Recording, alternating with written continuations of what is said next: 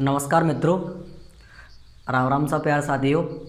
मैं केशव सिंह आर के क्लासेस के ऑनलाइन प्लेटफॉर्म पर आप सभी का स्वागत करता हूं, अभिनंदन करता हूं। आपको पता ही है, आपके सामने हिंदी पढ़ाने के लिए हाजिर हुआ हूं। हिंदी क्लासेस ऑलरेडी कई हो चुकी हैं, लगभग अपना बड़ विचार टॉपिक समापन की ओर है।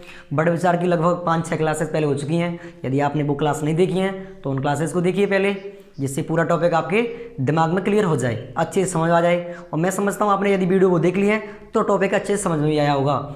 टॉपिक पढ़ने के बाद में घर पे क्वेश्चन करिए, बैठ के समझिए। यदि कहीं भी कोई दिक्कत आती है किसी भी क्वेश्चन में, किसी भी परिभाषा में, डेफिनेशन में, किसी भी एग्जाम्पल में, तो कमेंट बॉक्स में बताइए, उसका आपको जवाब श्योर मिलेगा। ठीक है, किसी प्रकार की कोई भी समस्या होती है हमारे कमेंट बॉक्स में बता सकते हो आप। ठीक है, तो हमारा जो टॉपिक था वो बड़ विचार था। आज बड़ विचार को समापन की ओर ले जाएंगे अपन। ठीक है, टॉपिक बड़ विचार।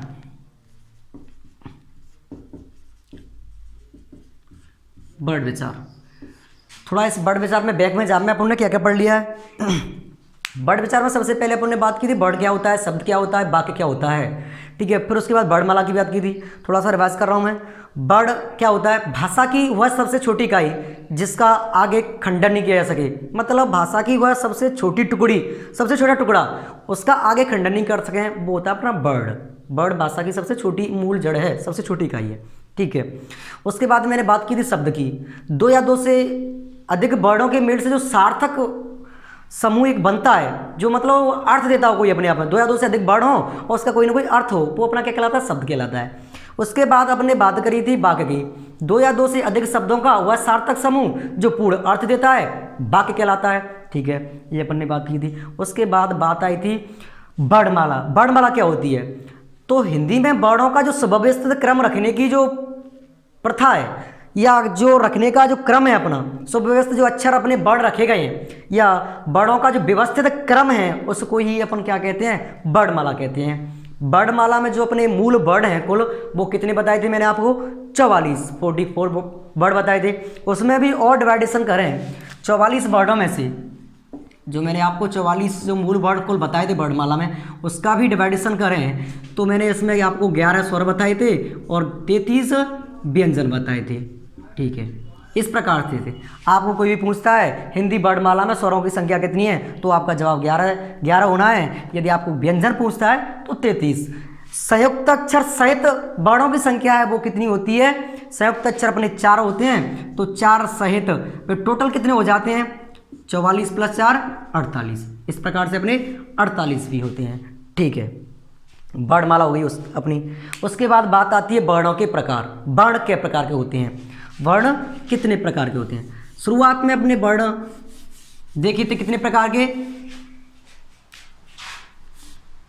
वर्णों को छोड़ें, थोड़ा भी लेवें क्या, स्वर और व्यंजन अपने पढ़ लिए। स्वर के प्रकार देखें, वर्ण अपने स्वर और व्यंजन देख लिए। स्वरों के प्रकार अपने पढ़े थे। एक तो ह्रस्व स्वर पढ़ा था अपने, ह्रस्व स्वर पढ़ा था, और एक अपने दीर्घ स्वर पढ़ा था, दीर्घ स्वर। इसमें एक और होता है प्लुत स्वर। ये वैसे संस्कृत में ज़्यादा यूज होता है, प्लुत स्वर।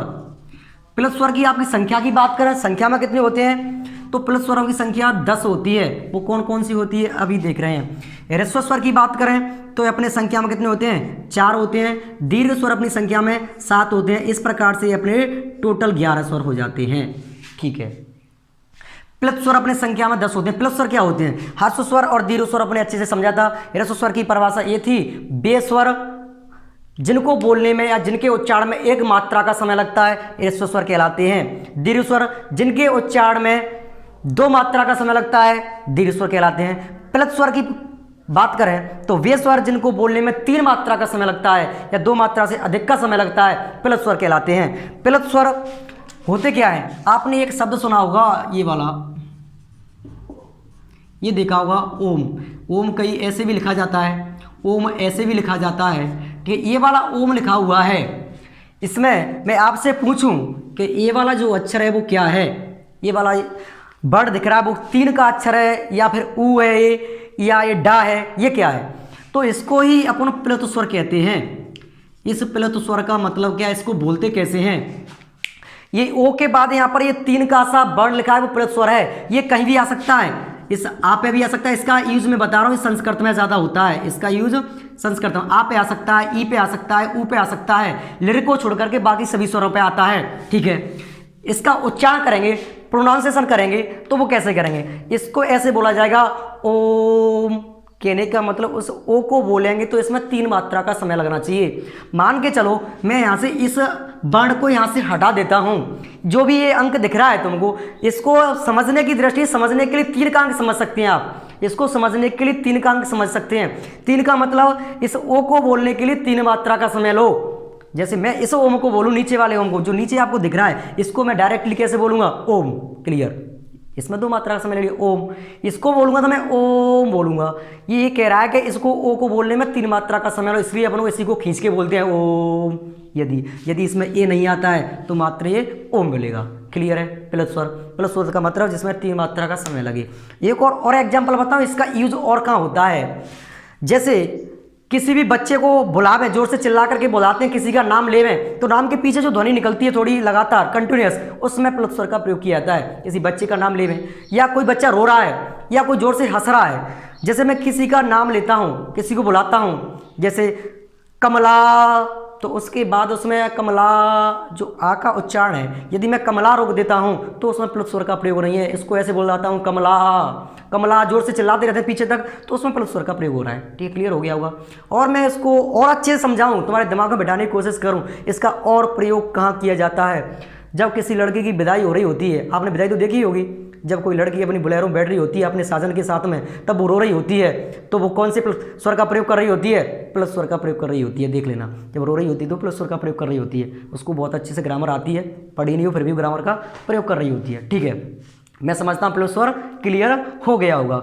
हर्ष स्वर जिसको बोलने में 1 मात्रा का समय लगे, दीर्घ स्वर जिसको बोलने में 2 मात्रा का समय लगे, प्लस स्वर जिसको बोलने में 3 मात्रा का समय लगे या 2 मात्रा से अधिक का समय लगे, प्लस स्वर कहलाते हैं, जिसका प्रयोग संस्कृत में होता है। ठीक है, यहाँ तक क्लियर है। उसके बाद देखे थे अपन ने वर्णों के प्रकार। वर्णों के प्रकार पहले अपन ने वर्ण देखा स्वर तंत्रियों में कंपन के आधार पर प्रकार। वर्ण कितने प्रकार के होते हैं स्वर तंत्रियों में? स्वर तंत्रियों के आधार पर अपने वर्ण देखे 2 प्रकार के, वो कौन कौन से थे, अघोष वर्ण और सघोष वर्ण। अघोष वर्ण में अपने देखा था, उसके लिए एक ट्रिक याद कर ली थी, 12 सा अघोष बाकी सब घोष, 12 सा अघोष बाकी सब घोष। इसका मतलब ये है 12 सा अघोष, एक लाइन याद कर लो, बाकी टोटल सब कुछ याद ही हो जाता है उससे। 12 सा अघोष बाकी सब घोष, इसका मतलब ये प्रत्येक वर्ग का प्रथम द्वितीय वर्ण क्या होता है, अघोष वर्ण होते हैं। और तीनों सा, इस 1 और 2 का मतलब क्या है, 3। तीनों सा कौन से होते हैं, तालव्य सा, मूर्धन्य सा, दंत्य सा, ये अपने अघोष वर्ण में आते हैं। बाकी जितने भी स्वर बच रहे हैं, इनके अलावा जितने भी वर्ण बच रहे हैं वो अघोष वर्ण, सघोष वर्ण में आते हैं। अघोष में नहीं, सघोष वर्ण में। ठीक है, उसके बाद देखा था अपने प्राणत्व या प्राणवायु के आधार पर वर्णों के प्रकार। तो प्राणत्व प्राणवायु के आधार पर भी अपने वर्ण वो 2 प्रकार के होते हैं। वो कौन कौन से होते हैं, अल्प प्राण और महाप्राण। ठीक है, इसमें अपन ने क्या देखा था, अल्प प्राण और महाप्राण में। अल्प प्राण जिनको बोलने में हवा से, जो मुख से जो हवा है वो बहुत कम बाहर निकलती है या नहीं निकलती है, वो अल्प प्राण में आते हैं। और जिनको बोलने में हवा मुख से बाहर ज़्यादा निकलती है वो महाप्राण में आते हैं। तो अल्प प्राण के लिए अपन ने पढ़ा था, क्या पढ़ा था, प्रत्येक वर्ग का विषम वर्ण, कहने का मतलब प्रत्येक वर्ग का विषम वर्ण पहला, तीसरा, 5वां, ये काय में आते हैं, अल्प प्राण में आते हैं। और उसमें अपन ने एक चीज और पढ़ी थी, क्या पढ़ी थी, अंतस्थ व्यंजन, य, र, ल, व, ये सब इसमें ही आते हैं। और इसमें अपन ने क्या पढ़ा था, सभी स्वर भी इसी में आते हैं। बाकी का इसमें बच रहा क्या, ये कौन से हो गया, अपने अल्प प्राण की बात चल रही है, जिनको बोलने में मुख से हवा बहुत कम बाहर निकलती है, नहीं निकलती है। महाप्राण में कौन से बचे, प्रत्येक वर्ण का समवर्ण, समवर्ण का मतलब दूसरा चौथा वर्ण। और इसमें से और कौन से होते हैं, ऊष्म वर्ण, स और ह, ये वर्ण, ये काय में आते हैं, महाप्राण में आते हैं। ठीक है, बाकी उसके बाद बात कर रहे थे अपन उच्चारण के स्थान पर। उच्चारण के स्थान पर वर्णों के प्रकार, वो अपने 8 प्रकार के पढ़े ही थे। ठीक है, उसके बाद एक प्रकार बचा था अपना उच्चारण स्थान के आधार पर वर्णों के प्रकार, तो उसको अपन देख रहे हैं, उच्चारण स्थान के आधार पर वर्णों के प्रकार। ठीक है, उससे पहले मैं एक चीज़ और बता रहा हूँ आपको। आपने ये वर्ण, ये वाला जो शब्द है वो लिखा देखा होगा, विद्यालय, विद्यालय, ये ऐसे लिखा होता है विद्यालय, ये यहाँ पर ये बना हुआ वो क्या है, धा है कि दा है कि या है, क्या बना हुआ है। वैसे धा को बनाए तो धा ऐसे होता है, और यदि ऐसे ऊपर गोल ये बन गया तो इसके ऊपर कभी भी सिरोरेखा नहीं गुजरती है, ऐसे नहीं गुजरता है, ठीक है। हाँ, अब इसके ऊपर सिरोरेखा गुजर रही है तो ये वाला धा धनुष तो है ही नहीं, इसमें ये फिर क्या है। मैं आपको एक चीज़ और बता चुका था, इसमें देखें वो क्या बना हुआ है। विद्यालय में शुद्ध ऐसे लिखा जाता है, विद्यालय, ठीक है। मैंने एक चीज़ क्या बताई थी आपको, यदि कोई भी अक्षर किसी में आधा जोड़ते है, आधा, आपको पता नहीं चल रहा है इसमें आधा कौन सा है पूरा कौन सा है, तो उसके लिए अपन ने एक चीज़ याद की थी, वो क्या थी कि नीचे होता है वो कौन क्या होता है, पूरा होता है हमेशा, और ऊपर होता है वो आधा होता है।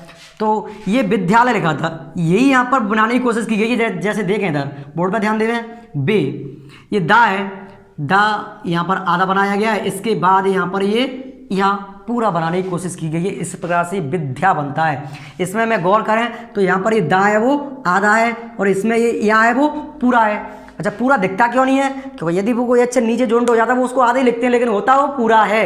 मैंने इसको आपको बताया था क्र, क्रे, इस प्रकार से बताया था। यहाँ पर ये का है वो क्या है, आधा है, और वो रा है वो पूरा है। इसमें भी देखें, इसमें का आधा है और पूरा क्या है, री पूरा है, ठीक है। इसी प्रकार से विद्यालय होता है। शुद्ध वैसे दोनों ही सही हैं, हालांकि ये वाला प्रचलन में आ गया है, शुद्ध ये था, प्रचलन में आ गया विद्यालय, ऐसे लिखा जाता था, ठीक है।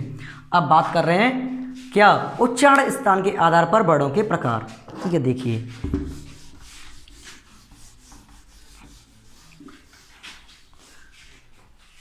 ठीक है, देख रहे हैं उच्चारण स्थान के आधार पर,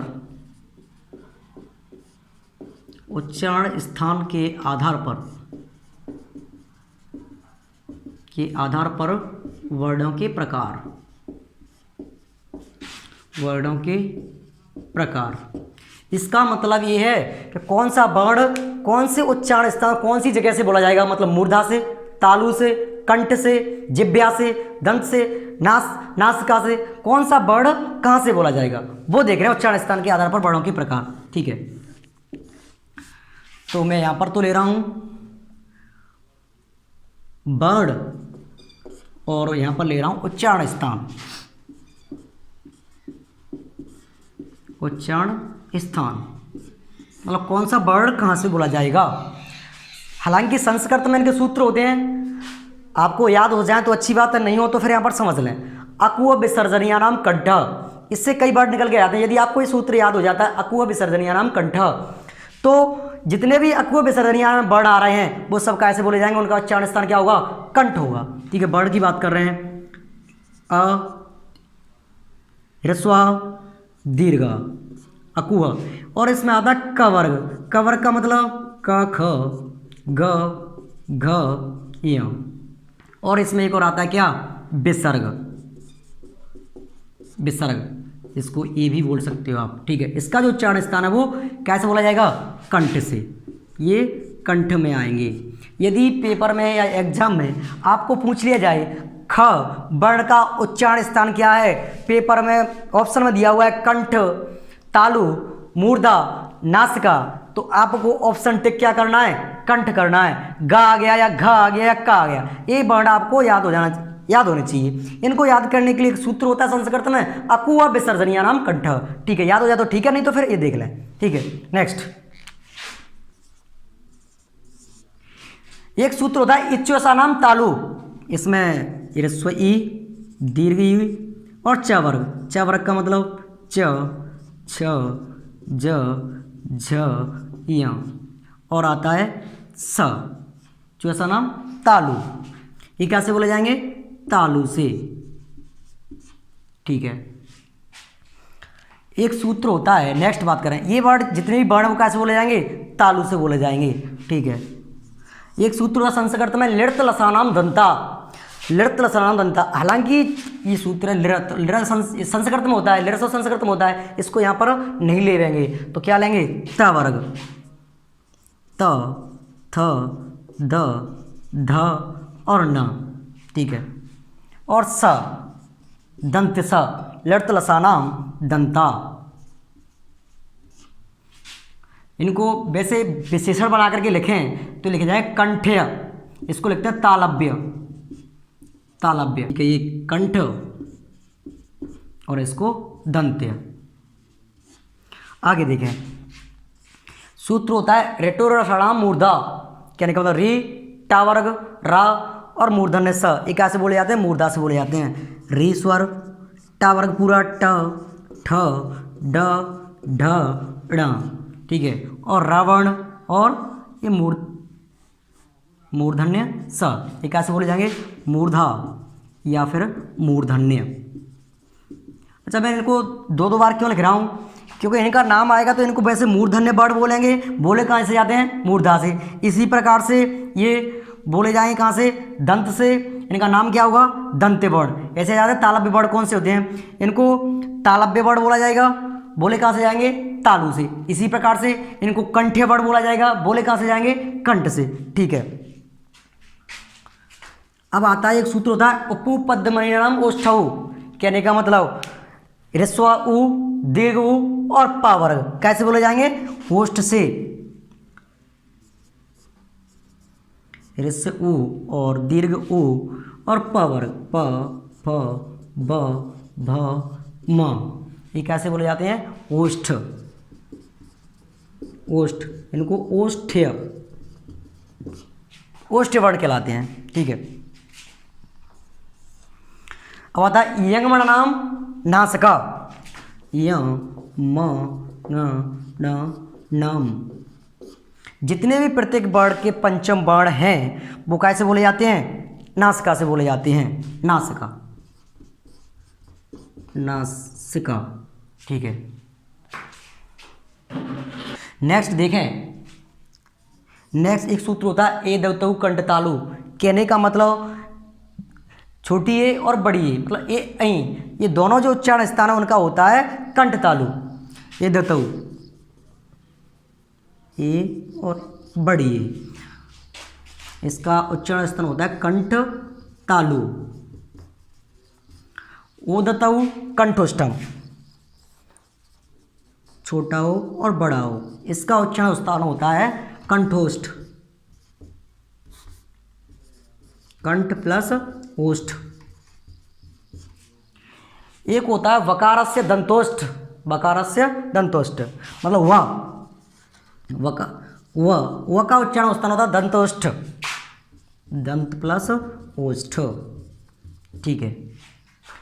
कहने का मतलब अपने 10 वर्ण ऐसे हैं जिनका उच्चारण स्थान 2 हैं, दो उच्चारण स्थान देखें, ये 2 वर्ण अपने, इनके उच्चारण स्थान कंठ से ही बोलता है, तालु से, कंठ प्लस तालु, छोटा हो बड़ा हो, कंठ प्लस ओष्ठ और वा दंतोष्ठ।